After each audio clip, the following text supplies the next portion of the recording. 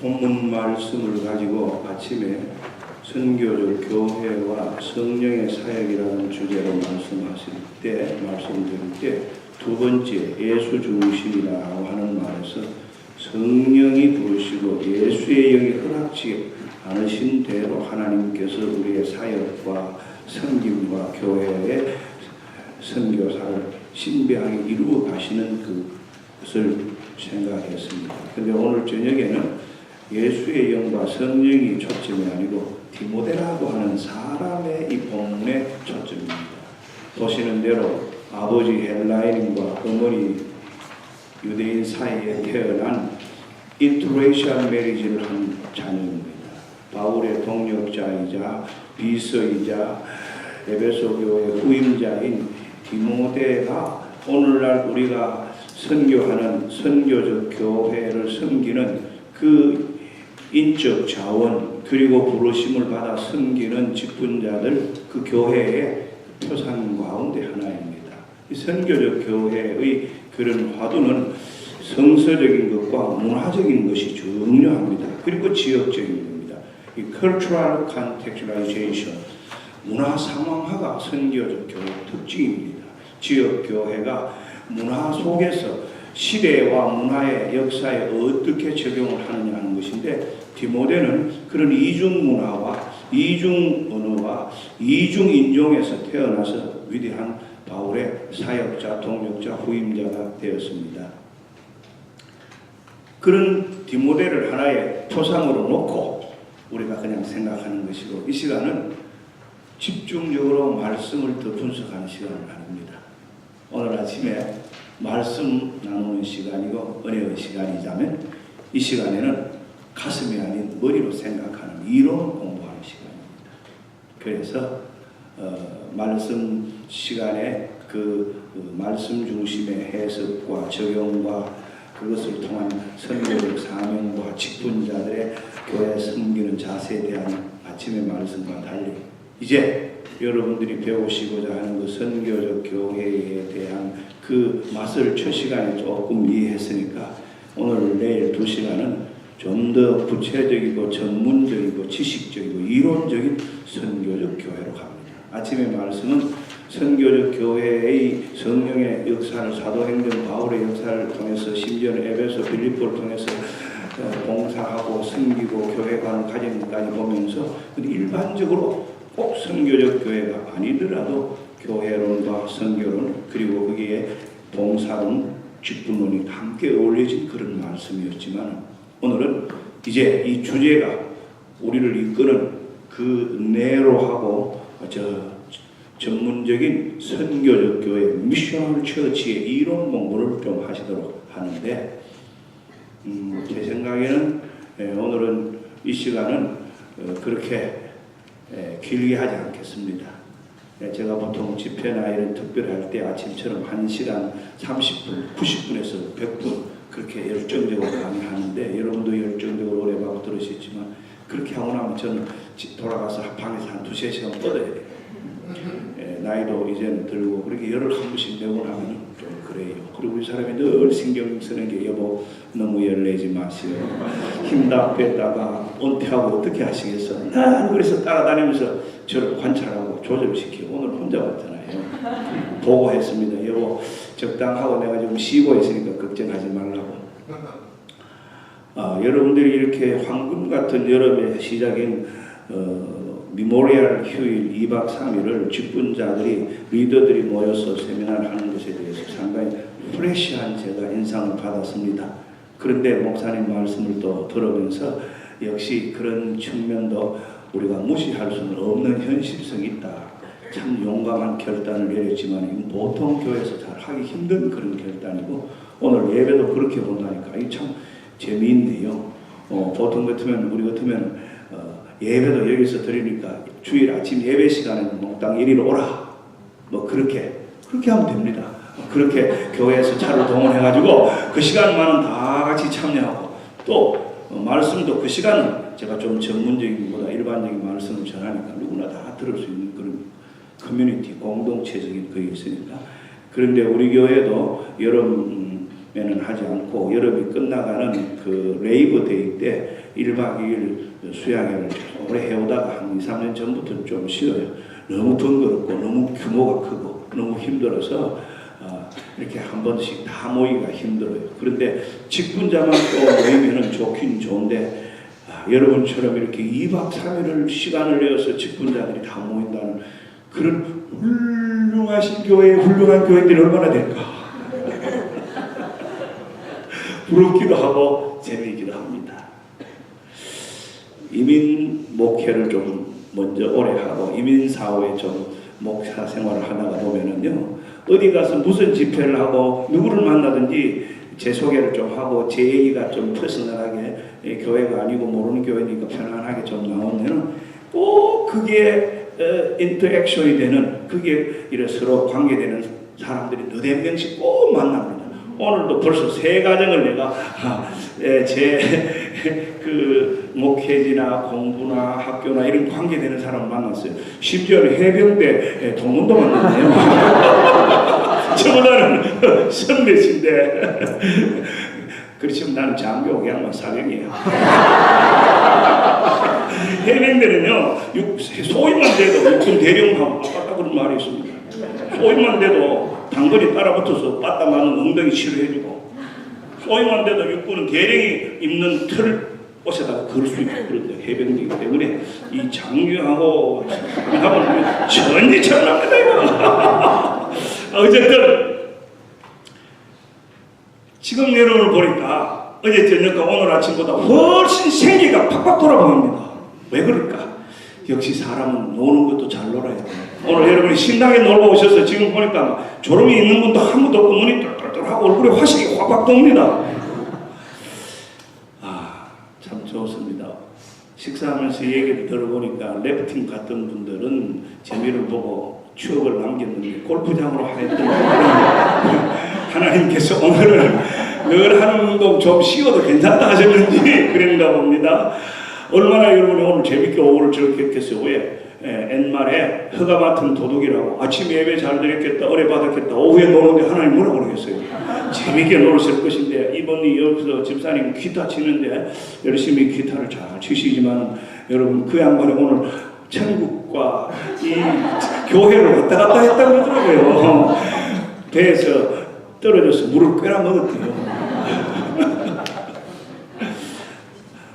제가 보통 주일을 비우는 집회를 찬해서는 안 가고 요새는 찬하는 집회를 사용하고 있는데, 이 메모리얼 2박 3일 집회를 하는 데다가 제가 지금 마지막 사명을 가지고 목사님들과 선교사님들과 개교회를 돕고 또 그거를 발전시키려고 하는 이 사회 선교적 교회, 사회 선교에 관심과 크게 적극성을 가진 분이라서 어떤 분인가, 어떻게 왜 모이나 관심을 가지고 제가 사실은 참 1년 만에 주일을 비웠습니다. 제가 하나는 주일을 좀 안 배우려고 합니다. 제가 아무리 대외 활동도 있고 사실은 제가 어떤 동사를 하더라도 제 첫째는 뭐 조금 느끼시겠지만 저의 기본은 로컬 처치 단임 목사입니다. 절대 그거 있지 않습니다. 그거 없이 밖에 다니면서 제가 직분 없고 직책 없는 거 없습니다. 제가 가지고 있는 직책이나 직분도 전부 우리 교인들과 같이 해가는 선교와 사역 속에서 내가 그 동참하고 있지, 목사 혼자 떨어져가지고 어느 단체에 회장한다, 어느 단체 이사장한다, 그런 거 없습니다. 언제든 교회들이 저와 함께 앞장서서 늘 같이 합니다. 교회 리더십이.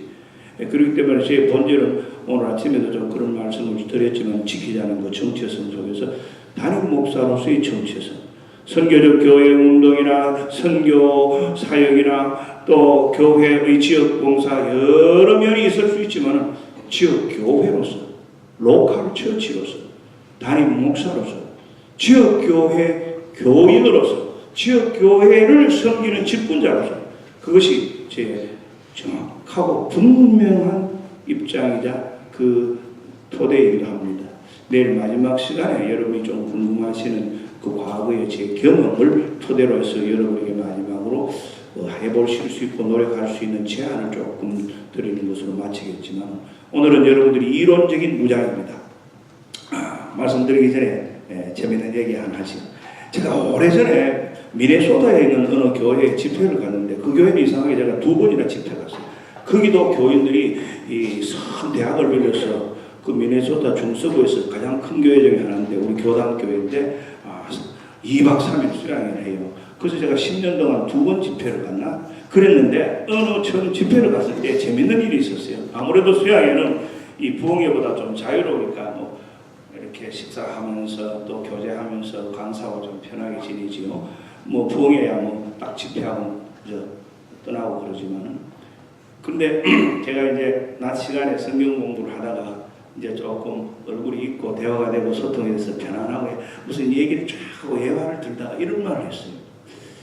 우리가 자란 고향 같으면은 이런 사람들을 보고 앵꼽다 그런다. 그러니까 이 앵꼽다는 말이 사투리니까 앞에 권사님들이 쫙 앉아 있는데 아무도 모르는데 그 앞에 앉은 권사님은 한 분이 막 웃으면서 박수를 팍 치고 모르고 치는 거예요. 그래서 이제 무슨 일이 있어요. 이 권사님들이 나와가지고 그 권사님을 데리고 김 권사님 그 강상 목사님이 앵꼽다 그러는데 그게 무슨 뜻이냐 아시는 분 손 들어보세요. 그거는 현대적 해설이야. 안에 꽂고 더럽고 매사 꽂고 치사하다. 나도 그렇지. 옛날에 한참 유행하는 거잖아요. 근데 우리가 살았던 그런 비슷한 맥락인데 사투리로 앵꼽다도 별로 좋지 않게 표현하는 거예요. 남자나 여자가 좀 그런 사람을 뭐 전라도 사람 같으면 이럴 때는 그 시기 그러고 말하겠지만 별로 안 좋은 거예요. 앵꼽다. 잘 안 쓰는 말인데 내가 한번 썼어요. 그러니까 막 권사님이 설명을 해주니까 그렇구나 저도 사투리를 잘 안 써요. 교회에서는 내가 그런 사투리 안 쓰기 때문에 또 외부에서 온 사람들도 잘 모르고 나는 그 훈련을 어릴 때부터 했기 때문에 이 사투리 그렇게 잘 안 쓰는데 집안에서 전화가 오거나 부모님과 전화만 들면은 이제 편하게 얘기하니까 애들이 쫓아와서 전화기 옆에서 깔깔대리고 있고 나는 근데 그래 앵꼽다 그랬는데 문제는 그날 점심 먹고 저녁 때 집회하는데 그 남편 장모님이 그 권사님하고 같이 왔어요. 왜 왔냐면 강상 목사님 이번에 집회 끝나고 좀 시간을 내주십니까? 무엇입니까? 집회 뭐 내줄 수 있죠. 저희 아내하고 같이 목사님이 강상 목사님이 집회 끝나고 특별히 1시간만 내서 대화를 해주면 좋겠습니다. 아주 진지하게 부탁해요. 그 장모님이 왜 그러십니까? 저희 아내하고 얘기할 때 딴 얘기하지 마시고 고향 사투리만 가지고 얘기해 주십시오. 이 재밌는 겁니다. 지금 내가 왜 이 예화를 드리겠습니까? 컬처, 문화 때문에 얘기합니다. cultural situation, 상황화, contextualization. 이게 문화가 다른데 이 남편이 서울 의대를 나오고 그 지방에 와서 뭐 경북 의대를 나온 여자하고 결혼을 했어요. 서울 의대를 나와도 대구에서는 경북 의대 나온 사람한테 당하지는 못하고 환자가 별로 없어요.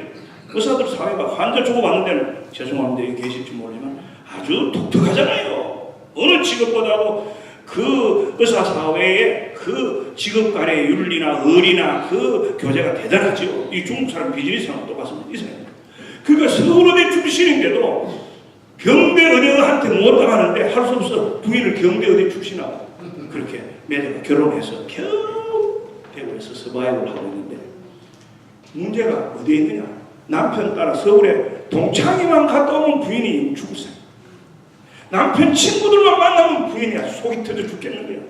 매끄럽고 보들고 아름답고 사랑살랑한 외교적 서울말에다가 무뚝뚝하고 퉁명스러운 경상도 아가씨 말이 안 통하니까 막 권사님이 살다가 자기 친구를 만나고 싶은데 남편은 고향에서 외로우니까 자기 친구들만 만나고 데려다니는데 자기는 거기에 끼어서 말 한마디 못하고 보더라고 서울말만 듣고 표준말 듣다가 집에 와니까 화가 오락질 나는데 교양이 있는 권사님이나 말을 못하고 참은 거예요. 사이고 사여서 부부관계가 문화적으로 충격이 오고 컬처럴 샤크가 올 정도로 이게 남편 장모님이 빚을 가지고 있었어요. 그런데 미네소다에 왔습니다. 그 미네소다에는 의사들이 많이 와 있고 미네소다는 농과대학이 한국의 서울농대하고 연결이 돼서 교수들이 많이 왔어요. 여기 교수 출신들이 많아요. 그분들이 병원에 온 다음에는 이제 조금 해소된 거예요. 서울도 아니고 대구도 아니고 서울말도 아니고 대구말도 아니고 영어를 많이 쓰니까. 그래도 이 권사님한테 남편이 늘 미안한 거예요. 자기가 20년 동안 부인을 본의 아니게 학대한 거예요. 사람이 자기 하고 싶은 말을 부부관계에서나 편안한 개인관계에서는 다 해버려야 속이 시원하잖아요. 뭐 그럴 때까지 가지고 외교적인 말로 부드럽게 세련되게 그렇게 하면 그게 무슨 소화되겠습니까? 먹어도 체지요. 나 그런 거 제일 싫어요. 그래서 목사들이 죄송합니다. 내가 유니버시티로 신학하러 간 이유가 한 가지 또 있는데 뭐 체질이기도 하지만 제가 아주 복음적인 관관 교단에서 장로교 세대째 4대째로 믿음 생활을 하지만 신학교 갔다 오면 이렇게 찬송 들고 할렐루야 이제 반만 없어. 대학교 못 가고 바로 신학교 가서 사람이 너무 흔들리는 거예요. 아주 너무 편해버린 거예요. 어쨌든 그러니까 이 문화적인 그런 충격이 좀 있죠. 그리고 뭐 기도하면 복음을 지키는 우리 교단, 딴 사람 복음을 안 지키는 것 같아요. 그런 좀 그런 영적 우월과 교만과 편이 없으니 좀 싫었습니다. 복음에 뜨거운 건 있어도 이 복음이 가지고 있는 그 문화적이고 시대적이고 역사적인 편협한 걸 오늘 우리가 사도행전을 보고 다 성경 읽어보면 다 보잖아요. 하나님이 강제적으로라도 그렇게 깨우쳐 줘야지 베드로 지가 못해요. 바울 자기도 어떨 때는 못하고 자기의 문화와 교육 그리고 바울이 할 수 있었던 것은 디모데를 픽업했어. 제자를 그런 사람, 후계자의 빚을 그런 사람을 썼단 말이에요. 이중언어, 이중문화, 이중언어 딱 지금으로 보면 아무 땅이지만 그 당시로 보면 충격적인 겁니다. 유대의 전통과 관습과 문화를 볼 때는 바울이 유대 사람들에게 공격을 받을 수 있는 빌미를 준 거예요.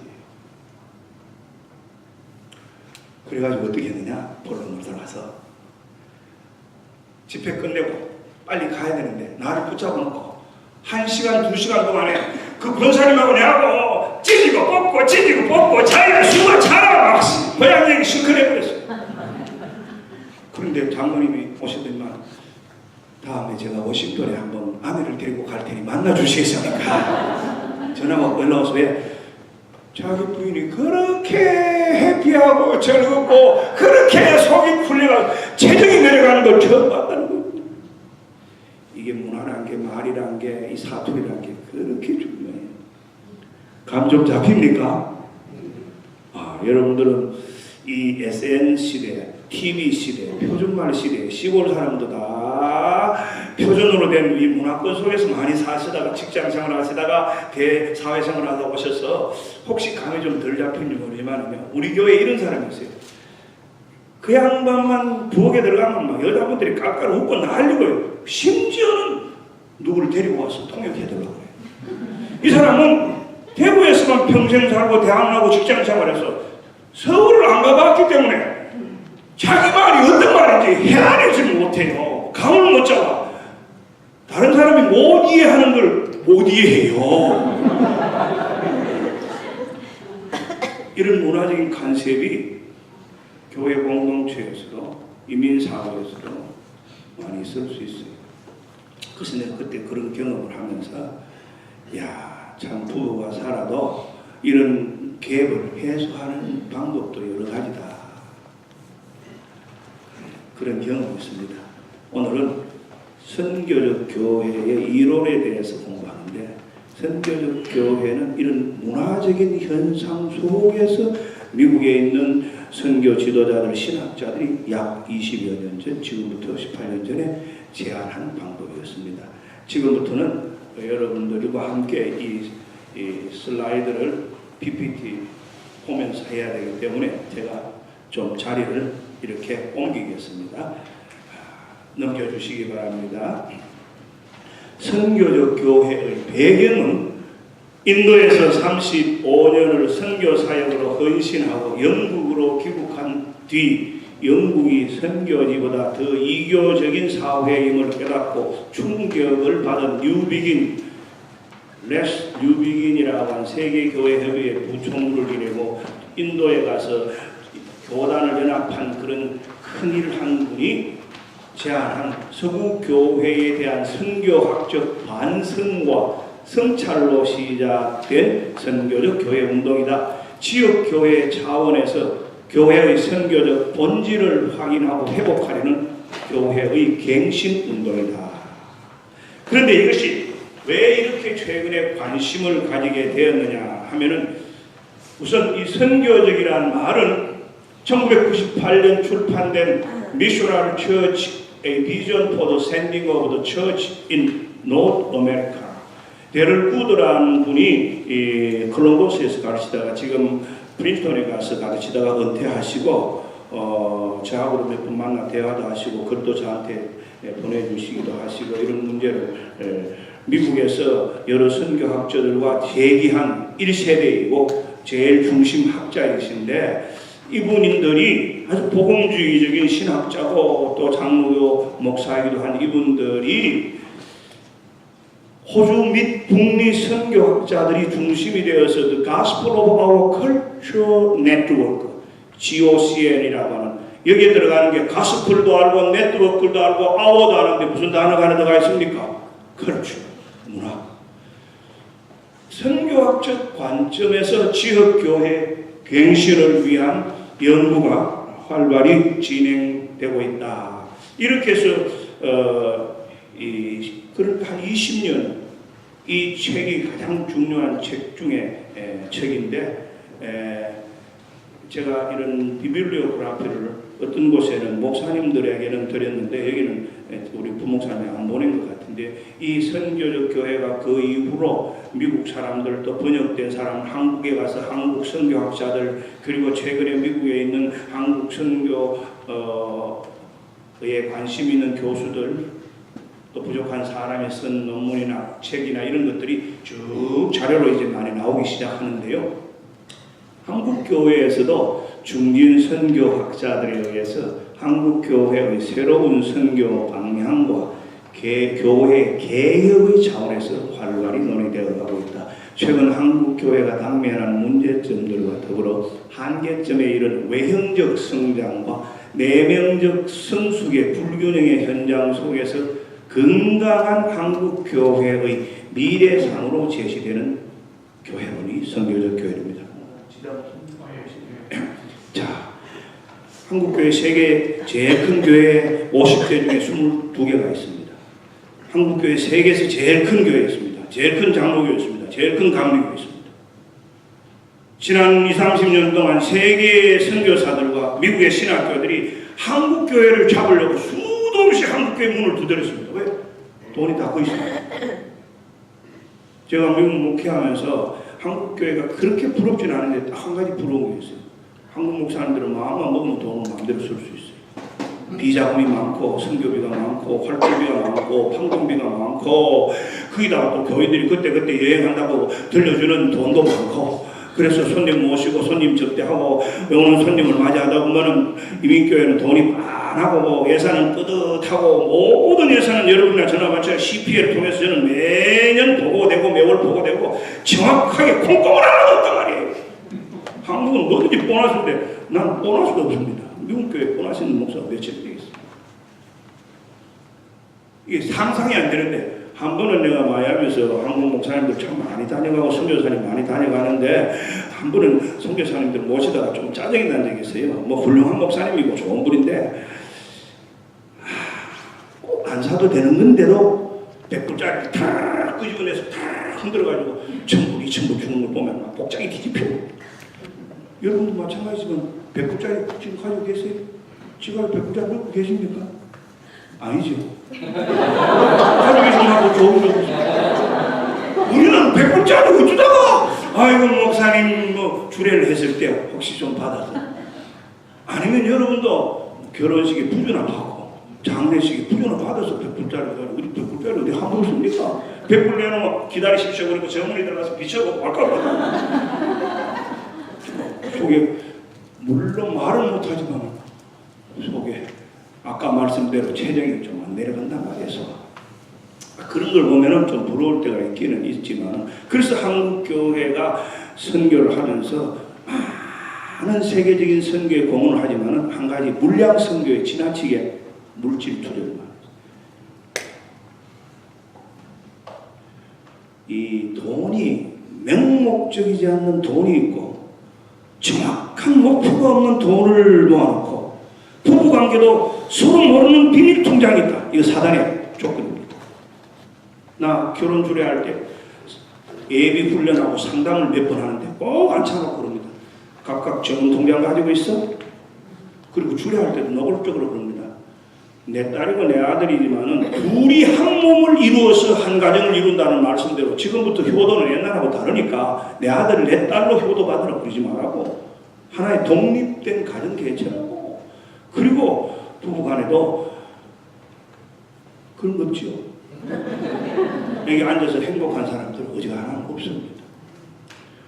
나 40년 가까이 이남 사녀의 장남으로서 미국 와서 지금 37년째 미국 살면서 목회하고 공부하고 때로는 고생도 하고 콧물 눈물 흘리고 배고픈 국도 먹어보고 다 지난 10몇 년 해봤지만 제가 마이애미 댐에 가서부터 7년간 공부하고 PhD 과정 다 마치고 논문 쓰는 단계에서 안정된 목회를 하기 시작하는 지금부터 딱 30년 전 그러니까 1888년 그때부터 지금까지 이런 걸 녹음해놔도 되려는 건 모를 텐데 조금 부담스럽지만 남의 교회니까 우리 아버님 어머님에게 매월 용돈 보내드렸어요. 교회 12조 하는 것 외에 제일 먼저 우리 부모님에게 용돈 보내드렸어요. 우리 아버님 사업하셨어요. 잘 살았어요. 그러다 또 사업을 기복해서 실패도 하셨어요. 다시 일어서시기도 하셨어요. 그런데 내 동생들이 다 잘 살고 내가 장남으로 목사고 내 밑에 17살 적은 막내도 목사인데요. 우리 집 사람이 30년을 한 달도 안 빠지고 월급 받으면 교회 헌금하고 성교비 보내고 우리 아버님 어머님한테 용돈을 편지를 써서 그리 보냈어요. 제가 장남이고 저희 집 사람과 우리 집 사람은 아무도 미국에 없습니다. 우리 집 사람이 오형제고 내가 육남매 장남인데 양가에 아무도 없었습니다. 없습니다. 지금. 왜? 공부 빨리 마치고 미국 마치고 한국 들어가려고. 그리고 여기 이민 와서 사는 사람도 아무도 없습니다. 교인이 행적으로 우리 가족인 것처럼 살았지만 그러니까 장남으로서 미국에 와 있으면서 가지고 있는 정신적 부담감을 내가 평생 가지고 살다시피 했습니다. 근데 묘하게요. 우리 교인도 보니까요. 여러분도 그런지 모르겠는데 여기 장남 많으시죠? 부모가 공들여가지고 먼저 공부시키고 부모가 공들여서 먼저 후원하고 부모가 공들여서 먼저 장남에게 정성을 쏟은 사람들이 미국 와가지고 안 돌아온 사람 꽤 많더라고. 왜 그랬을까? 부인한테 물어보시면 좋을지 모르겠지. 어쨌든 저는 빨리 마치고 돌아가는 것이 제 평생의 꿈이었습니다. 그리고 사실은 내가 논문을 마치고 언제 한번 이 고국에 돌아가려고 한 마음을 가졌을 때 고국에서 나를 다 모교에서 초청하고 준비를 다 했는데 하나님께서 제 주예수교회의 이런 사명으로 발을 묶어서 포기한 적도 있습니다. 그리고는 몇 밤을 붙잡고 울기도 했습니다. 그리고 10년 공부 동안 다 물처럼 단식하기도 했는데 어쨌든 내가 얘기를 왜 이렇게 드리냐면 한 10년 20년 동안은요 늘 동생들에게 눈총을 받았습니다. 오빠는 노벨상 깡 공부하나? 언제 마치고 오지? 저거들끼리 모여서 그런 거. 우리 사람은 맏며느리로서 3년을 딱 시집사고 왔어요. 내가 결혼할 때 조건을 제기했거든. 3년만 살면 미국 가니까 오라. 그리고 내가 가당차는 약속을 했습니다. 나 약속하면 꼭 지키는 사람인데 맨 오브 월드인데 그 약속은 아직은 못 지켰어요. 나중에 하나님이 지켜줄지 몰라. 목회 안 하고 열심히 교수하다가 늙음하게 목회할 테니까 목사 사모 겁내지 마라. 지금에서 1990년대에 들어와서 한국교회가 세계적인 교회가 되고 부흥하고 한국교회의 목사 자리가 교회 몇백 명만 넘어도 최고로 순상받던 그 시대는 권사님들이 목사 사위 삼으려고 신학교도 보내고 교회에서도 눈동 들고 찾지만 우리 때는 그 유명한 여자대학에서 목사 인기도로 조사하면 이발사 앞에 왔다 갔다. 문화의 차이라는 게 이렇게 많은데 그래서 한 가지 5월달에 여러분에게 우리 가정의 달에 우리가 예수 믿는 사람으로서 부모 관계, 형제 관계, 신우 관계, 섭섭한 게 왜 없고 통하는 게 안 통한 게 왜 없겠어요? 살다가 보면은 요즘에는 상둥이도 먼저 나오고 뒤에 나온 거하고 안다고 세대차 난다는 판인데 얼마나 차이가 많아요. 내 동생 17살 내 밑에 난 목사지만요, 이 미국 와 있다가 원에 있다 갔는데요, 말 안 통해. 왜? 나는 우리끼리 아닐 때는 동생들하고 사투리 하지 뭐. 그 친구는 표정만 정확하게 써요. 서울에서 자랐으니까. 그리고 나는 목사는 고생하면서 사는 거라고 어릴 때 그때 배웠지만 그 친구는 90년대 6대 7대 1의 신학교도 간 사람이에요. 보기보다는 프라이드가 몸에 꽉 배겨 있어요. 나는 주는 대로 먹는데 식당에 가보니까 이 친구는 가는데 미안합니다 이런 얘기까지 해서 저 녹음하면 조금 가는데, 자 가보니까 딱 음식을 먹을 줄 알아요. 맛이 틀렸다 그리고 다른 집에 가자 이런 좋은 집이 있다. 우리는 목사는 주는 대로 먹고 있으면 먹고 그런데, 이야 시대가 이렇게 달라져요. 한국이 잘 살기도 하지만 이 교회의 지도자도 그래요. 그리고 모든 정기 기품도 최고 없으시고. 그런데 제가 이런 문화에 처해서 내 동생이 우리 교회에 무슨 일이 있어 왔을 때 우리 장로님들이 그러더라. 목사님 동생은 당회장 같고 목사님 꼭 분목사 같네. 그런데 내가 이건 내 자랑은 아니지만 우리 지역에 내가 신학교에 소개도 해주고 우리 근처에 와서 부목사 하다가 영주권을 못 얻고 결국은 한국으로 돌아갔는데 우리 교회 강단에 한 번도 안 세웠습니다. 내가 우리 교회에서 목사 5명 안수 주고 넷을 영주권 줬어요. 한 사람 한국 교수 가고 여기 지금 미국에 다 흩어져서 10년씩 8년씩 부목하다. 그렇지만 내 동생은 내가 강단에도 안 세우고 영주권도 안 줬습니다. 그러니까 나는 장로님들이 때로는 하고 싶은 말을 다 해버립니다. 나도 교회 중심에서 진실하게 어떠시 하든지 교회가 바르도록 하는데 살고 싶으니까 장로님도 그렇게 하자고. 할 때는 나는 많이 원망했고 한국의 부모님들이 네가 그동안 미국 가서 그렇게 자리를 잡고 그렇게 유명하다는데 너 동생 하나 영주권 못 줬나? 부목사 5명이나 영주권 주고 안 줬다는데 왜 네 동생은 그렇게 내팽개치느냐? 왜 어머니 아버지가 불만이 없겠습니까? 우리 어머니 인상을 보면 알고 말은 안 하지만 동생들 표정을 보면 알고 그 친구가 참다 못하고 싶던 주변에 있다가 결국은 갔는데 3년 4년 동안을 내가 한국 갈 때마다 얼마나 제주씨 만나면 마음이 부담이다. 부모님에게 할 말이 없었어요. 여러분 이거 지금 심각하고 실제적인 얘기합니다. 신앙과 그 성경 말씀을 나는 육화해서 우리가 실제 적용하는 일에 늘 말씀을 풀고 그렇게 노력하고 있어요. 내 삶의 고백을 통해서 목회 현장을. 그냥 아닙니다. 어머니의 하나님이 나의 하나님, 어머니의 백성이 나의 백성. 이 두 가지가 다 맞아야 돼요. 그런데 뭐가 먼저 나옵니까? 하나님이 먼저 나옵니다. 교회 덕이 안 되는데 내 동생 왜 세워놓고 장로님들에게 헷갈리게 만들었어. 목사님 무슨 보관이 있나? 목사님 그래도 목사님의 동생인데 우리가 배려해야 하는 게 안 좋겠냐? 이런 걱정, 고민, 부담 왜 줍니까? 교회는 하나님의 것인데 하나님이 우리를 부르셨을 때는 하나님이 주시는 사명에서만 충실하면 되는데 너 것도 아니고 내 것도 아니고 내가 세웠다고 내가 원로라고 내가 공인이라고 내가 공헌자라고 내 것 누가 있습니까? 한국에 세습의 문제가 왜 있고 미국에서 원로 목사들이 왜 문제 일으킵니까? 왜 우리가 창립됐는데? 그런 주의 의식을 우리는 현장에서 체험했고 나는 그걸 실제로 보여주고 있어요. 그렇게 했어요. 그러니까 얼마나 섭섭했겠어요. 가서 1년 동안 자리를 못 잡아서 섭섭했어요. 내가 그리고 나중에는 좋은 교회 부목으로 가게 됐는데 한 4년쯤 있으니까 3년쯤 있으니까요. 그 책이 나올 때인데요. 동생이 나는 형님을 참 존경합니다. 언제 일이 바뀌어지더라고요. 내 목회를 알고 내 책이 나오고 내가 한국에 가서 교수로 초빙교수로 가고 자기가 졸업한 장로의 신학대학에 강단에 서서 설교하고 그럴 때부터 교수들이 그 책을 가지고 논쟁을 하고 미국에서 여기까지 세미나하러 오고 교수들의 논문과 책에 우리 교회를 인용하고 그러면서부터 내가 형님을 참 존경합니다. 그렇게 얘기하더라고요. 그리고 우리 어머니 아버지도 모든 오해가 풀리시고 그래 너는 목사야. 한국에 안 와도 좋다.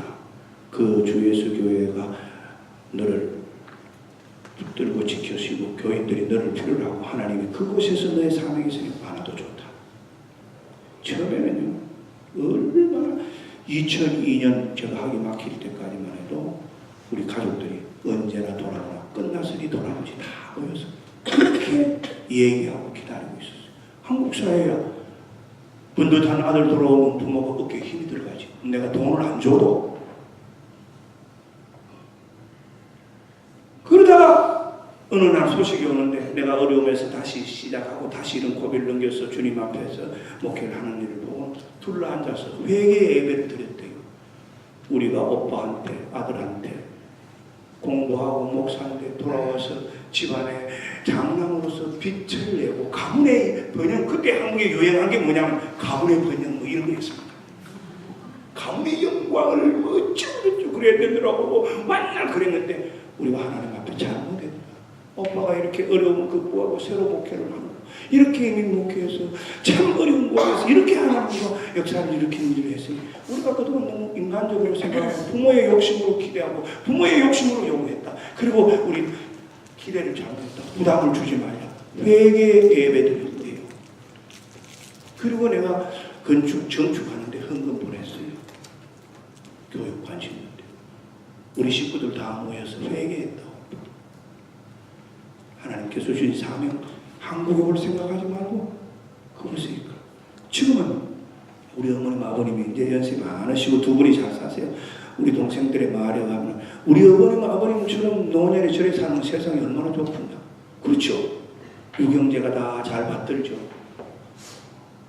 그렇게 암 수술하시고도 30년 이상 건강하게 재밌게 즐겁게 사시고 70 넘어서 운전해가지고 10몇 년 운전하고 다니셨죠. 지금 너도 얼마 있으면 은퇴할 텐데 이제는 건강을 돌보고 은퇴후를 생각해서 돈은 안 붙이지 마라. 올 봄부터 돈 안 붙입니다. 딱 30년 붙이고 안 붙여도 요새는 국민연금도 나오고 뭐 여러 가지 많이 나오고 6.25 참전용사에 또 위로금도 나오고 부상도 당하십니다. 그리고 동생들도 늘 주니까 이제는 너 은퇴후를 생각해서 너 자녀들 결혼도 있고 그러니까 돈 붙이지 마라. 안 붙인 지가 우리 사람 얘기는 석 달 됐대. 내가 오케이 했습니다.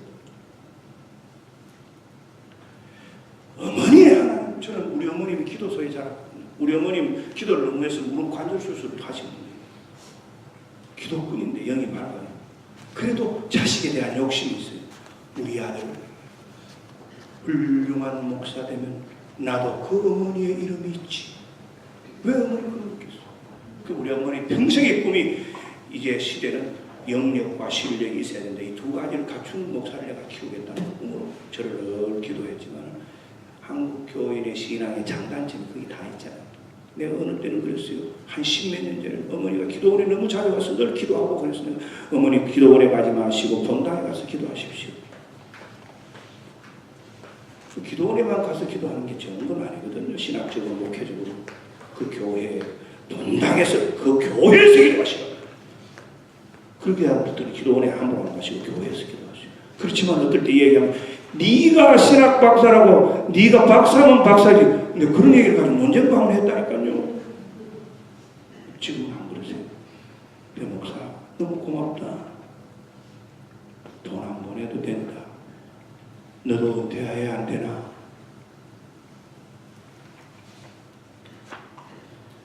우리 사람 그 돈 안 보내니까 손자 주려고 못 먹더라고요. 손자 학비한다고 못 넣는다고. 하여튼 이런 게 인생입니다. 자, 좀 넘어가겠습니다. 저는 저 나름대로의 목회와 삶 속에서 이런 걸 신학적으로, 선교적으로, 실제적으로 배를 부도라는 그 교수가 이 선교적 교회를 비브리칼, 히스토리칼 컨텍스추얼로 했고, 종말론적이라는 것은 에스카탈로지칼이라는 것은 주님 오실 때까지 교회의 선교의 본질을 말하고, 이 프랙티칼이라는 것은 그냥 이론이 아니고 실제 목회에 어떻게 적용해서 교인들을 그런 공동체로 만들고 교인들을 그렇게 모빌라이즈해서 훌륭한 그런 사명자로 키우느냐는 것을 얘기합니다.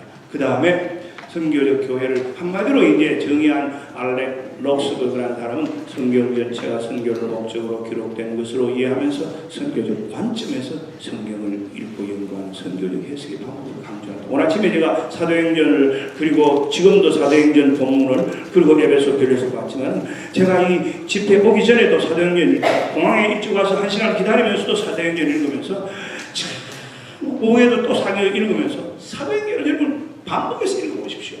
제가 말씀드린 대로 하나님이 그 텐트에서 어떻게 역사하시는지 성령이 모든 이런 교회와 선교와 우리의 선교적 삶의 동인이 되는 그 감추어진 모습이 아주 누가가 역사학자이자 선교학자이자 그리고 교회 그 구원자이자 저들이 기록을 잘했습니다.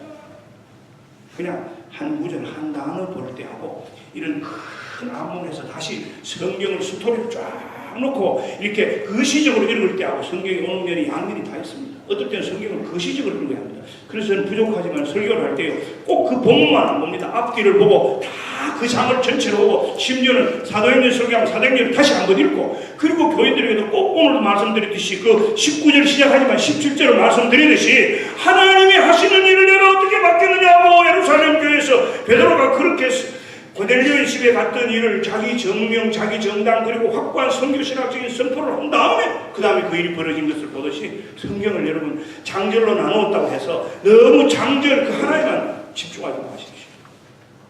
그런 방법도 중요하지만 앞뒤를 보고 스토리 전체를 보는 눈이 꼭 있어야 됩니다. 사도행전은 선교사입니다. 교회 역사입니다.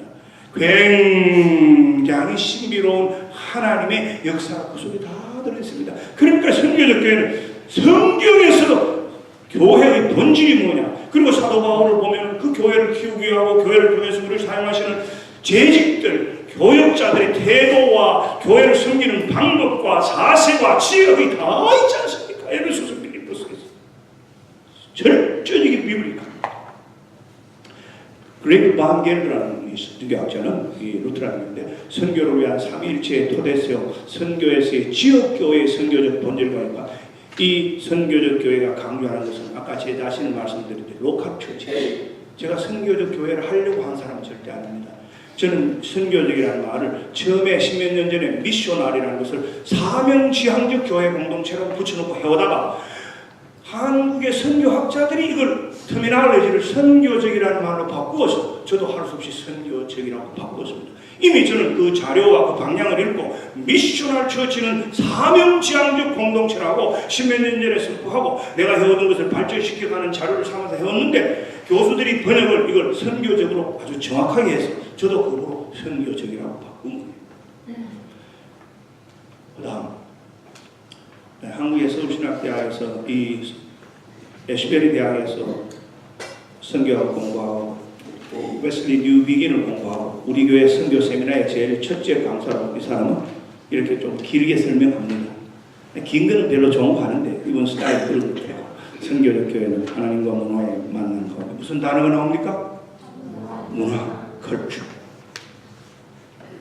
여러분 문화를 신앙과 접속시키는데 갈등이 생기면은 리차드 니브의 문화의 5가지 토양이라고 하는 클래식한 책이 있지만 신앙과 삶이 이중적으로 됩니다. 교회와 세상 세대하고 완전히 더블 게임이 됩니다. 저는 교인들에게 이렇게 많이 가르치거든요. 제 자신도 노력합니다. 제발 더블 게임 하지 마라. 앞에서 이 말하고 뒤에서 딴 말 하지 마라. 그리고 인생을 더블 게임으로 살지 말자. 신앙 다르고 사회 처세다. 이런 짓 하지 말고. 물론 어렵지. 그러나 미국은 한국보다는 훨씬 낫지 않느냐고. 정직하게, 성실하게, 진실하게. 이 더블 게임 하는 것이 우리 체면 문화, 페이스 컬처의 약점입니다. 나는 목사들도 그런 경우 많이 경험해봤어요. 그런 거 몇 번 경험하면 그런 목사하고 같이 일하고 싶지 않아요. 절대 결정한 게 중요하잖아요. 돌아가서는 인간관계로 동문으로 친구로 다 뒤덮어버리는. 그런 사람은 잘하는 거지만 제가 오래 보니까 교회에서 다 당하더라고요. 누가 신뢰합니까? 프랜시스 부쿠야마라는 사람이 쓴 책 가운데 트러스트라는 책이 있어요. 20여 년 전에 나와서 한국어로는 신뢰라는 책인데요. 그 사람은 미국 사회가 그래도 괜찮다. 지금은 많이 달라졌습니다. 왜? 세계에서 가장 크레딧이 중요시되는 사회인데 미국 사회는 자본 가운데 가장 경제에 큰 자본인 트러스트, 신용사회이기 때문에 그렇다. 그렇죠. 사업하시는데 내가 망했다, 내가 부도났다, 내가 거래에 손해봤다. 다시 이런 사람은 뭐 가지고 이렇습니까? 신용을 사놓은 사람이 이렇습니다. 이 크레딧 사는 게 하루아침에 되는 게 아닙니다. 저는 크레딧이 꽤 높아요. 왜 그런지 아십니까? 우리 사람 때문에 그래요. 우리 사람이 잘하는 게 있더라고요. 빌렸다가 갚고 빌리고 갚고 빌리고 잘해요. 20여 년 전에 위기에 처했을 때는 크레딧을 6개 딱 모았어요. 이것만 가지고라도 1년 살고 우리 그 다음에 해결한다. 뭐 이런 식으로. 5분에도 내가 오는데 여보 델타 타면은 3만 마일짜리 그거 마일리지 있으면 가져와요. 왜? 또 크레딧이 올라가지고 한국 갈 때 사용하자. 크레딧을 안 사본 사람, 한국 사회는 여러분은 모르지만 대도시에 가면 현금 박치기로 많이 합니다. 가게를 통해서, 사업을 통해서. 그러다 보니까 집 살 때 정부기관에 USB 받고 융자 받을 때 크레딧이 약해요.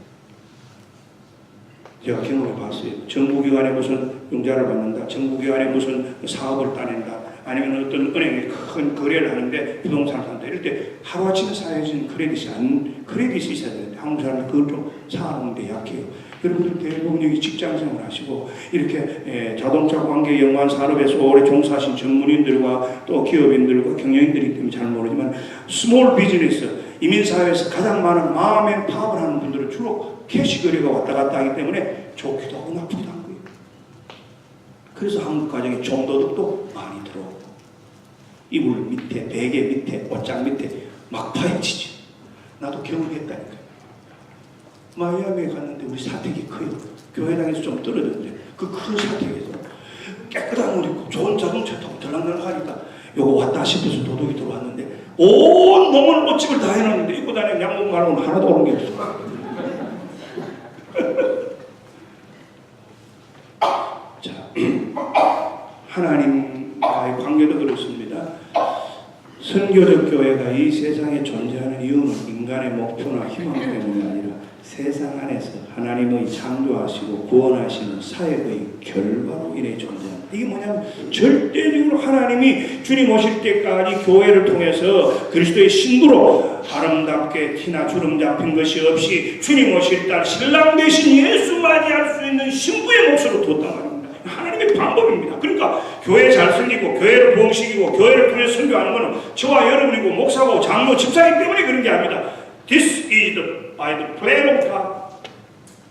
하나님이 하시는 겁니다. 하나님의 방법인데 그러니까 교회 알고 똑바로 알아야 돼요. 선교를 하다 보면 선교단체와 교회와의 관계가 있는데 이 선교단체의 장점과 교회의 장점이 잘 보완되지 못하고 선교단체의 단점과 교회의 단점이 문제가 생기면 선교하는 교회마다 선교사 많이 오는 데마다 선교한다고 교인들이 난리치는 데마다 효율적인 생깁니다. 저는 그런 것도 다 단체에서 장을 맡아서 미주교회에서 30년 해보기 때문에 수없이 경험해 봤어요. 지나가는 선교사가 지나가면서 나중에 똥을 흐려놓고 돌아가서 교인들 뒤집어 놓고 지가 흐려놓는 일이 좀 많은 줄 알았습니까? 그런 더럽게 많은 사람도 과거에 많았습니다. 똑똑하신 여러분들은 안 넘어가겠지만 어리숙한 권사님들은 잘 넘어가죠. 그리고 나중에는 결국은 교회 문제거리를 가져와요. 몰래 단기 선교를 가거나 몰래 찾아가거나 또 몰래 찾아오는 선교사님들. 그래서 나는 선교도 공동체적이다. 이 선교단체가 아닙니다. 선교단체가 하는 선교의 사역의 전략과 방법이 있지만 선교가 교회적인 본질로 하는 게 선교적 교회입니다.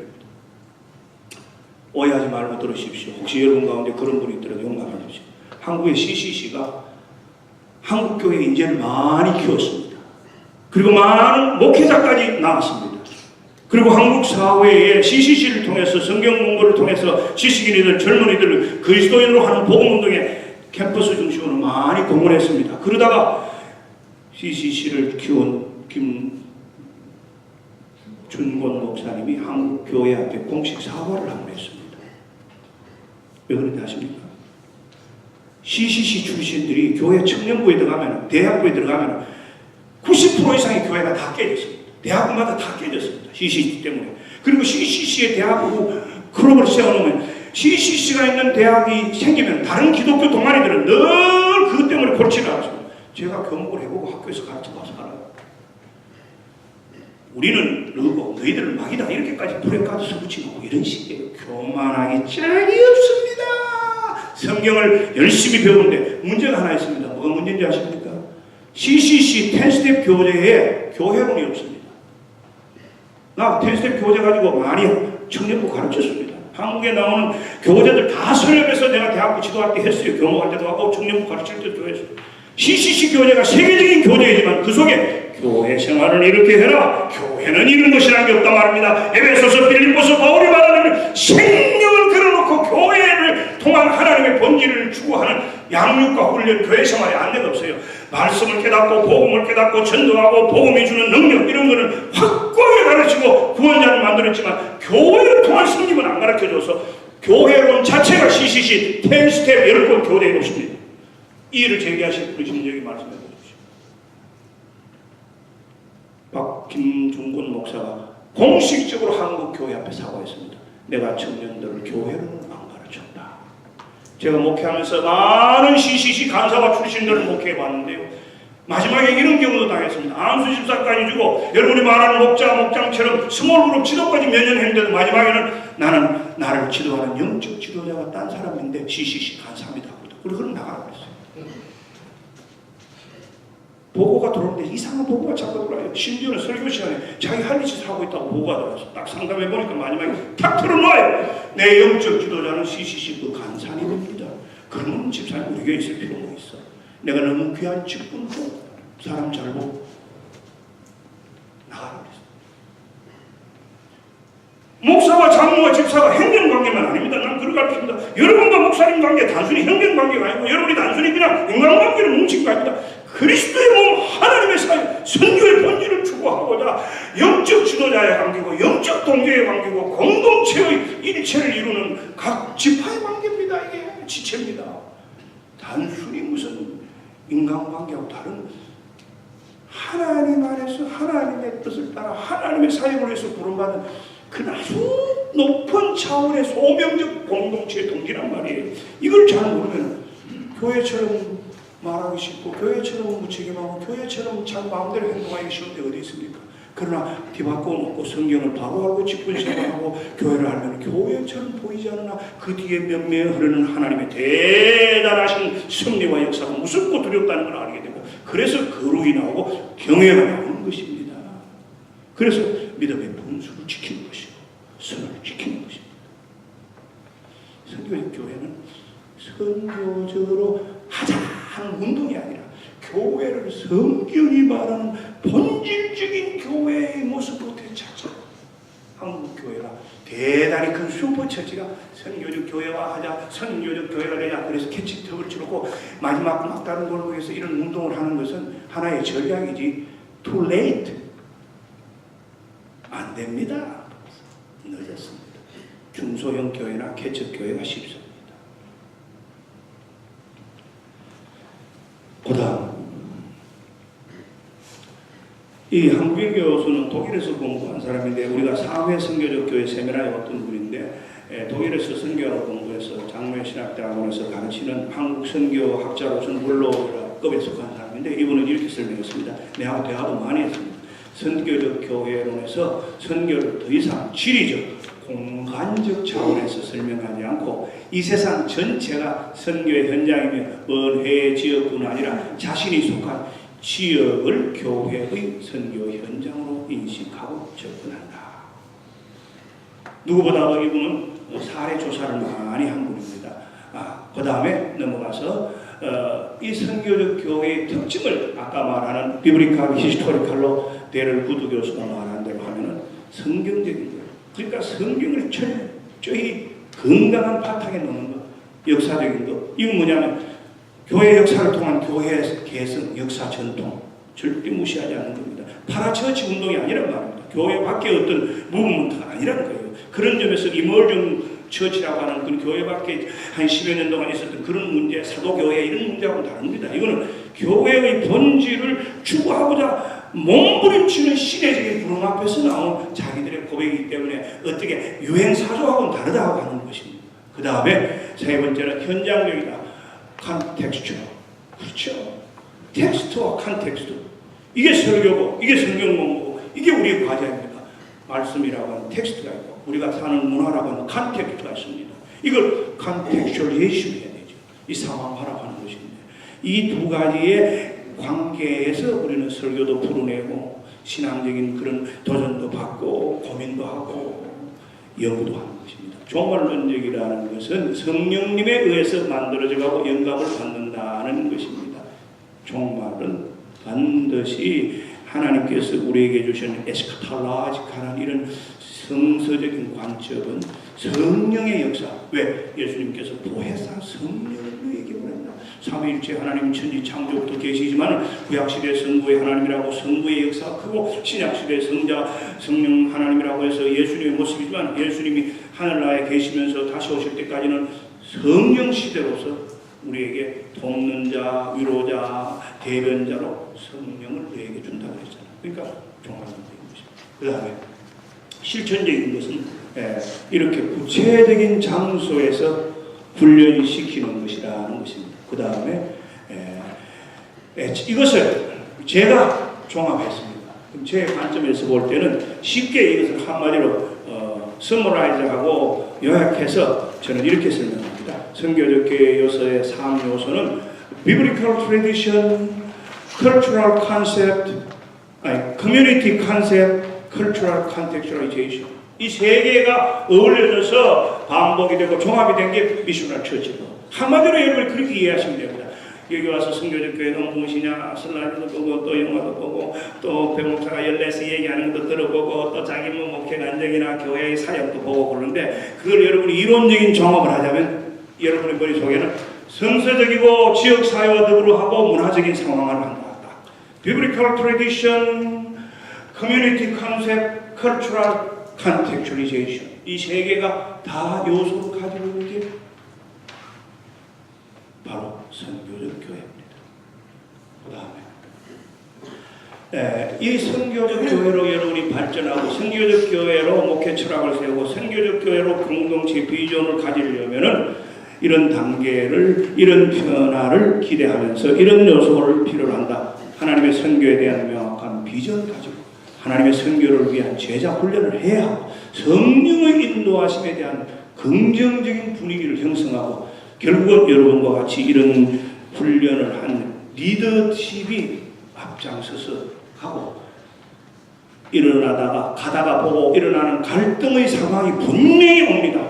나도 어떤 도전을 받았냐면요, 몇 년 전에 도전을 새로운 거 이상한 거 하나 받아봤어. 내가 처리하느라고 휴일증이 한 2년 걸렸어요. 외부에서 유학생들이 공부를 마치고 잡을 잡아서 많이 왔는데, 젊은이들이 교회에 많이 와서, 우리 미국 장로교회는 원래 서리집사라는 걸 잘 안 하고 우리는 서리집사가 없는데, 이게 북에도 어시스턴트 디컨이라는 게 있기 때문에 한국적으로 서리집사를 줘서 교인들을 많이 공부하고 젊은 교수들, 박사들 이런 사람들을 이제 우리 교회에서 훈련된 사람하고 섞여놨는데, 상상 못한 문제가 일어납니다. 우리 교회 미션 스테이트먼트는 2013년에 이미 공식화했고, 우리 교회는 공동체 시작에서부터 이런 선교적 사명에 대해서 성령의 인도하심에 따라서 우리가 순종해서 고백해서 그런 방향으로 나가는데, 요즘에 오는 젊은이들은 아무리 건강하고 교회적이고 신앙적이라도 자기 인터레스트에 안 맞으면 좋아하지 않아요. 이게 30대, 40대 초반의 문제입니다. You agree? 여러분들도 과제가 있을 겁니다. 아틀란타의 그 큰 유명한 교회에서는 제 후배고 친구인데 당에서 이런 것까지 했어요. 30, 40대에 의의하라고. 우리 당에도 몇 년 동안 이런 과제를 가지고 자주 얘기합니다. 30대와 40대 초반. 40대 후반부터는 괜찮아요. 내하고 한 10몇 년 했고 훈련이 됐고 교회라고 하는 신앙적인 자세가 되어 있는데, 지금 30대나 40대 초반까지는 완전히 다른 문화에서 자랐어요. 어쩔 수 없어요. 그 사람들이 학교 다닐 때 한국 상황, 그 사람들이 다니면서 쓴 문화의 이익이 완전히 달라요. 그러니까 이 젊은이들이 아무리 우리가 볼 때는 과거에 저 같으면은 교회가 바르고 태도가 바르고 건강하면은 적극적이고 좋아야 되는데, 아무리 좋은 걸 적극적으로 우리는 연세 많은 사람들도 앞장서서 당면도 실천하고 행동을 다 하지 어떤 연령도 빠지는 게 없거든요. 심지어는 중학생부터 애놓게 80회까지 홈레스 오면 다 하룻밤씩 돌아갑니다. 요새는 80대는 빠지지. 토요일마다 나가는 그 먼로팍 숲키친에 뜨는 중고등학교 때부터 영어 목회부에서 70대까지 전부 한 달에 한 번씩 돌아가면서 컴바인 월십도 자주 봅니다. 세대가 요즘에 가장 큰 문제고 세대 기업이 가장 큰 공동체 측이잖아요. 문화적으로 고통해야죠.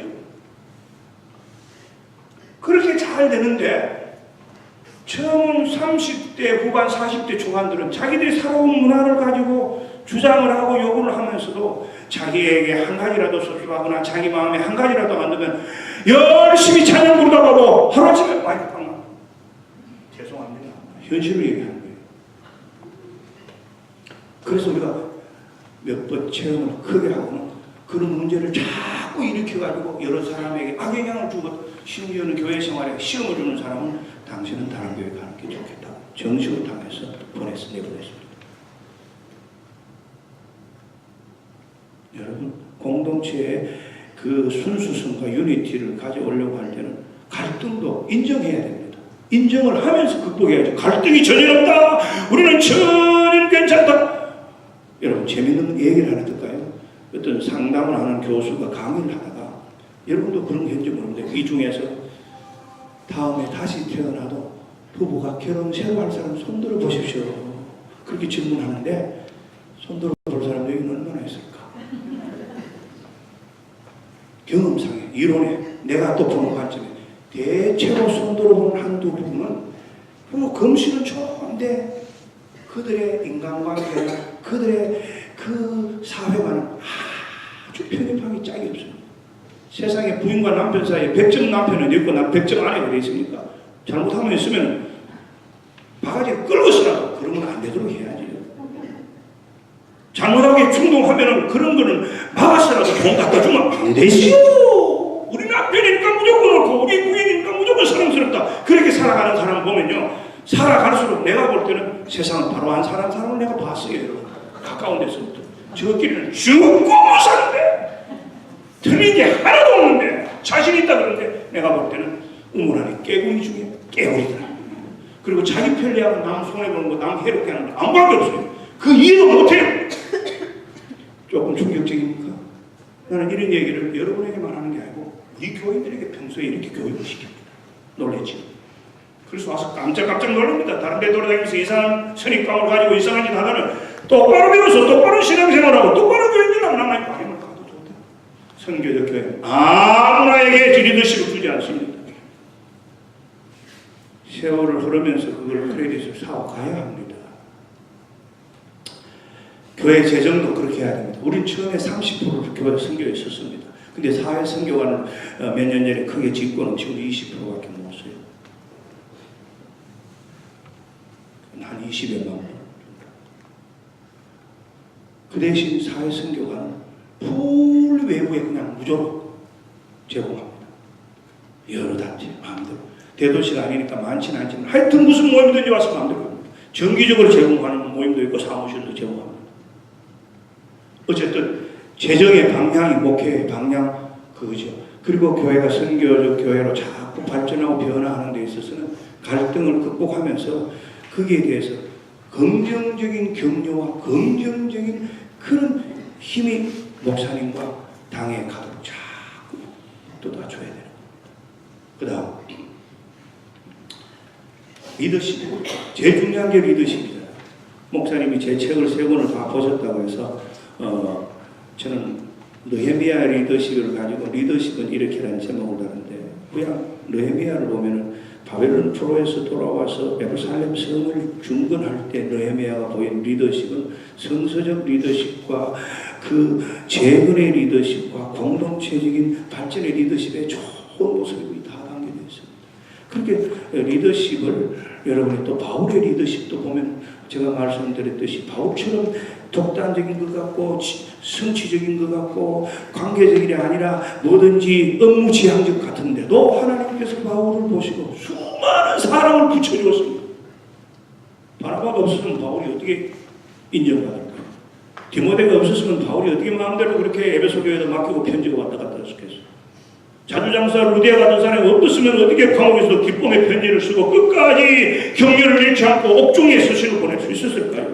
그리고 수많은 사람 가운데서 내 생명과 같다고 브리스도와 아굴라 같은 그런 부부가 없었으면 어떻게 했겠습니까? 그리고 바울 서신을 보면 바울이 어려울 때 고생할 때 제일 힘들 때마다 이름이 드러나는 사람인데 아리스토다우스라는 사람이 나옵니다. 그런 사람 전부 하나님 바울에게 붙여줬습니다. 저도 처음 목회를 열심히 좋은 교회에 가서 부흥하고 좋은 자리에 있을 때는 몰랐는데요. 교회를 새로 시작할 때 깨달았습니다. 첫째는 제가 말씀드린 대로 성령의 인도하신 대로 하겠다고 하나님 앞에서 항복하고 기도하고 성령의 인도하신 대로 우리가 순종하면서 해왔던 결과가 하나님의 열매인데 이 가운데 하나가 하나님께서 새로운 일을 일으키실 때에 주시는 여러 요소들 가운데서 그런 인적인 요소들도 하나님 도와주셔야 됩니다. 부산에 가서 세계적인 교회를 하고 선교하는 교회 부산 지역에 큰 목회를 하시고 훌륭하게 은퇴하신 정필도 목사님의 얘기입니다. 서울대학을 졸업하고 서울에서 개척교회를 할 때 얘기입니다. 그분이 나중에 그런 인정을 받아서 부산에 가서 개척하실 때 뭐 부산 사람도 아니고 연고자도 없고 개척하기 위해서 준비해 놓은 것도 없는데 부산에 가서 그런 개척을 이루어서 그 미실이 많고 기독교가 가장 전도가 안 되는 데가 한국에서 부산하고 대구입니다. 보수적인 데가 특세가 심하고 그러니까 경상도 사람들이 좋은 게 아니고 어떨 때는 나도 그렇지만 전라도 사람은 경상도 와서 목회해야 되지만 경상도 사람은 전라도 와서 목회해야 되지만 전라도 사람은 경상도 와서 목회하려면 잘 못하더라고요. 쓸데없는 짓을 많이 좀 하는 그런 장점 내지는 옹졸한 점, 폐쇄성이 있습니다. 그러니까 기독교 전도율이 제일 낮습니다. 한국에서. 내가 다른 뜻에서 말하는 게 아니고 복음적인 측면. 그래서 정필도 목사님이 여러분 수영로 교회 아시죠? 가보셨어요? 그런 교회를 이루셨는데 이분이 개척교회 할 때입니다. 서울에서. 제가 그 책을 오래전에 읽고 큰 도움을 받고 깨우치기 전에 서울대를 졸업하는 그 당시 서울대를 졸업하는 건 인재 중에 인재입니다. 신학교를 졸업하고 가난한 서울 변두리에 와서 개척교회를 하니까 사람이 조금씩 오지만 금방 어떻게 되겠습니까? 큰 교회 나가던 동네 권사님이 새벽마다 가까운 새벽기도에 그 교회에 다니게 됐습니다. 그런 일이 많죠. 목사님이 열심히 젊은이가 하는데 교회를 빨리 부흥 안 되고 목사님은 그저 막 뭐든지 그냥 아무나 보내주시오 막 표를 타고 기도하니까 권사님이 보다가 못해서 목사님을 불렀습니다. 여러분 한국에 옛날에 이런 좋은 권사님이 많았습니다. 요새는 권사님들 때문에 장로님들 당회가 잘 안 된답니다.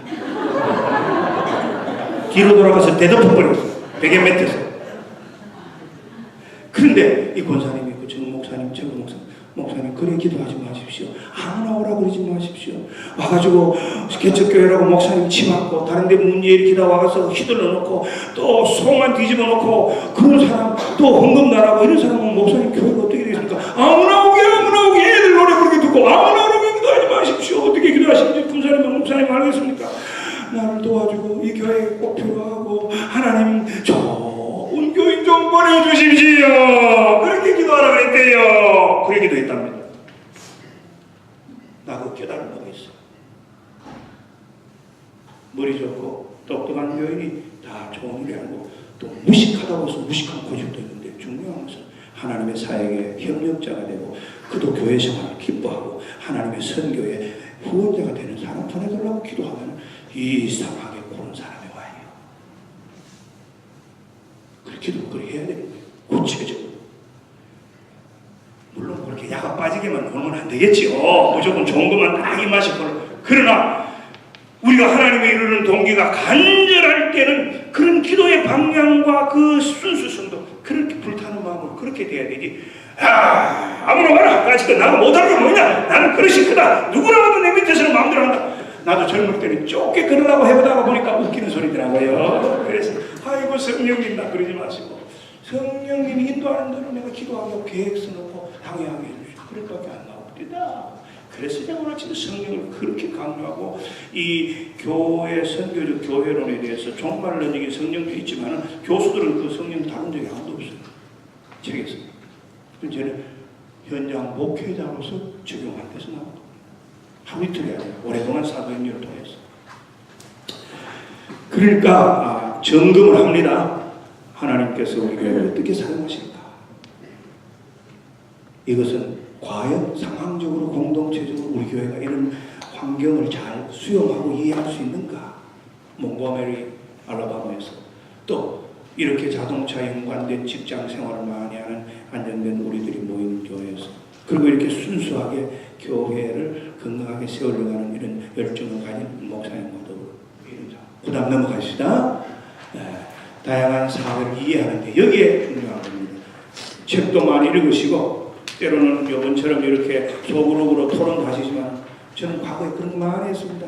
교재를 선택해서 장로님들, 집사님들이 같이 읽게 드리고 책을 읽고 그리고 그 책을 통해서 공감을 얻고 그렇게 하면서 또 전략적으로 하는 겁니다. 이 크레이그 벤 겔더는 리더십의 선교적 리더십의 대가입니다. 선교적 리더십은 교회가 선교의 주체라는 것을 인정하고 자신의 자리에서 겸손하게 하나님의 선교에 동참하도록 교회의 모든 지체가 그 과정에 참여하도록 조직하고 동원하여 지속적인 선교 활동으로 발전되도록 역할을 감당하는 것. 조직하고 동원하도록 지속적으로. 그 다음 제가 오늘 아침에 설교한 그것의 한 페이지입니다. 이걸 가지고 제가 여러분하고 100분 했습니다. 넘어가겠습니다. 자, 선교적 교회가 되어가는 교회가 되면 나타나는 결과, 현상, 에비던스, 열매입니다. 건강한 교회가 됩니다. 균형 잡힌 교회가 돼요. 세상으로 보냄받은 교회가 됩니다. 제목이 너무 좋으네요. 여러분 참 지혜롭게 목사님 제목을 썼어요. 그래서 제가 저 제목만 딱 하고 싶어요. 세상에서 부름받은 성도, 세상으로 파송하는 교회, 파송받은 교회. 상당히 좋은 캐치프레이즈입니다.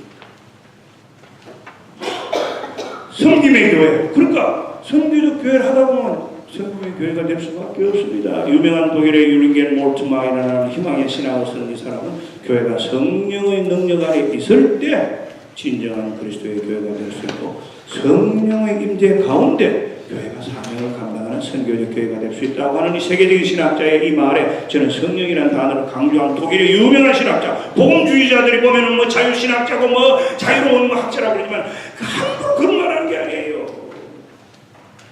자유와 그 구속, 보수와 진보 사이에는 다 장단점이 다 있습니다. 저는 개인적으로 제 신학적 입장은 어떠냐? 리버럴 에반젤리즘, 자유로운 보수주의자입니다. 복음주의자. 자유는 열려있다는 겁니다. 보수적 에반젤리즘은 성경에 길쭉한 철저한 그런 신앙이라는 겁니다. 여기에 성령의 능력에서 성령의 임재. 그러니까 우리가 성령의 교회가 되려면 여러분 어떻게 하십니까? 성령이 어떻게 우리를 인도하시고 이번에 성령이 왜 이런 모임을 하게 하시고 왜 성령이 이런 목사를 강사로 모시게 하시고 왜 성령이 목사님께서 10년이 된 이 사역의 새로운 발전과 계기를 이 공동체 이런 꿈을 가지도록 이런 계기를 만드시는가? 성령이 우리를 인도하고 계시는구나. 첫째 깨닫고 성령이 우리를 어떻게 인도하실지 우리는 기대하고 성령의 음성을 듣고 그런 방법을 모색해 나가자. 그러면은 성령에 대해서 오픈마인드가 되어 있기 때문에 여러분이 그때 하나님께서 주시는 지혜와 가르침과 축복을 받을 수 있습니다. 저는 그렇게 왔어요. 그 다음에 한 간 더 넘어가시기를 바랍니다. 다 끝입니까? 저도 오래 얘기했네요. 그러면 끝일 때 됐습니다. 1시간 벌써 넘게 했지요. 1시간 10분 좀 했네요. 제일 중요한 게 바로 결과론작이라는 겁니다. 억지로 이런 열매가 나온 게 아니고 선교적 교회는 건강한 교회요. 자연스럽게 될 수밖에 없다. 여러분 건강하면 자연스럽게 자라져요. 핸디캡은 아무리 자라도 핸디캡을 온전하지 못합니다. 교회가 슈퍼처치가 될 수도 없고 슈퍼처치가 돼도 안 됩니다. 앞으로는 왜? 건강하지 못한 요소가 슈퍼처치에 너무 많으니까요. 건강한 공동체가 제일 중요하죠. 그 다음에 두 번째가 뭐였죠? 세 번째가 섬김이라고 했고요. 마지막 페이지 두 번째가 뭐였으면 다시 한번 강조하면은 세상으로 보내면 교회가 교회 안에서 묶여 있지 않고 세상으로 보냄받는 지역 사회를 향하여 나가는 교회가 됩니다. 이제 내일 마지막 시간에 여러분에게 구체적으로 한 가지 발전해 나가는 방법에 대해서 제 경험을 조금 세워드리고 싶습니다. 우리는 어떻게 해서 여러분은 여러분의 지역 사회에서 여러분의 교회가 가진 장점에서 여러분의 교회가 가지고 있는 환경에서 넓은 교회가 이런 시대적이고 역사적인 이민교회의 사명을 좁은 평신도 지도자들의 이런 자원을 가지고 어떻게 목사님께서 여러분과 함께 하실 것인가 하는 것이 출발의 시초점이죠. 그렇게 해서 결국은 섬기는 자를 하나님께서 귀히 쓰신다는 것입니다. 섬김에서 오는 보람과 기쁨도 많으니까 하나님께서 주시는 그런 은혜도 많이 받을 것이 저희들의 간증입니다. 여러분에게도 그런 좋은 간증이 많아서 가까운 여러분의 교단의 이웃이나 지역과 이민교회, 제가 바라는 것은 이렇게 우리 이민교회들이, 중소교회들이, 우리 목회자들이 건강한 교회상을 세워가도록 하는데 제 소명 때문에 제가 이렇게 노구를 이끌고 맞습니다. 편안하게 저녁 시간 보내시기 바랍니다. 감사합니다.